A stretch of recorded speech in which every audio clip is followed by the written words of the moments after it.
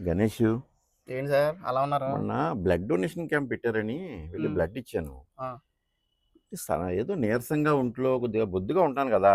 హ్మ్. నాకేదో ఫీలింగ్ ఉంది. నాకేం అర్థం ఇప్పుడు కావట్లేదు. మీరు బ్లడ్ అవ్వడం వల్ల నీరసం అయిపోయారు అనుకుంటున్నారా? ఆ! ఎవరు చెప్పారు? ఏం అవ్వదన్నారనే ఎళ్లి బ్లడ్ ఇచ్చాను ధైర్యంగా. అది బ్లడ్ అవ్వడం వల్ల నీరసం అవ్వలేదు సార్ మీరు. ఆ! బ్లడ్ ఇచ్చిన తర్వాత రోజు తిరగడం వల్ల నీరసం అయ్యారు. సో, రెస్ట్ ఇప్పుడేంటంటే తీసుకుంటే జస్ట్ ఇంటికెళ్ళండి. శుభ్రంగా తినండి.